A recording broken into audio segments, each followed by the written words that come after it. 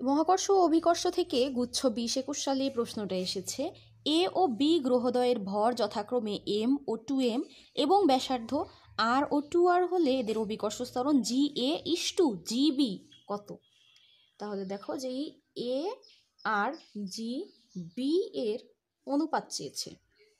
এখন অভিকর্ষ ত্বরণের সাথে আমাদের ভরের একটা সূত্র আছে, আবার ব্যাসার্ধেরও একটা সূত্র আছে। দুটো সমন্বয়ে যে সূত্রটা সেটাই আমাদের প্রয়োগ করতে হবে।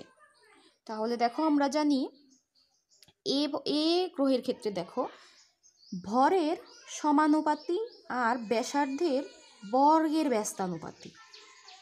যেহেতু জিবি ব্যস্তানুপাতে আছে তাই এই সূত্রটা একটু উপর নিচ হবে, আর বি স্কোয়ার উপরে এম বি নিচে। আমাদের সূত্র প্রয়োগ করা শেষ, এখন শুধু আমরা মান বসাবো। আশা করি তোমরা বুঝতে পেরেছো। এই সূত্রটা কিন্তু একদম মুখস্থ। তাহলে দেখো M A R M B এর অনুপাতটা কি রূপে আছে?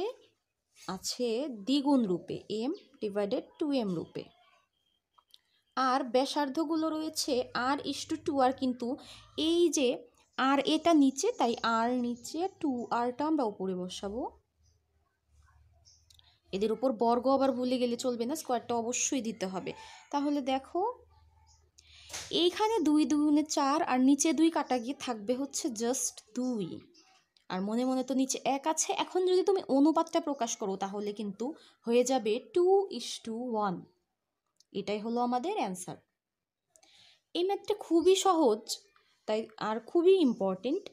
মহাকর্ষ অভিকর্ষ থেকে এই অভিকর্ষ ত্বরণের ম্যাথটাই সবচেয়ে বেশি আসে, তারপর মুক্তিবেগ থেকে মাঝে মাঝে একটা আসে, আর কৃত্রিম উপগ্রহ থেকে একটা আসে মাঝে মাঝে।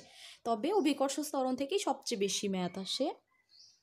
তোমরা খুব ভালোভাবে এই চ্যাপ্টারগুলো সলভ করো, আর আমি সবচেয়ে গুরুত্বপূর্ণ টপিকগুলো নিয়ে ভিডিও দেব, তাই তোমরা আমার ভিডিওগুলো দেখতে থাকো।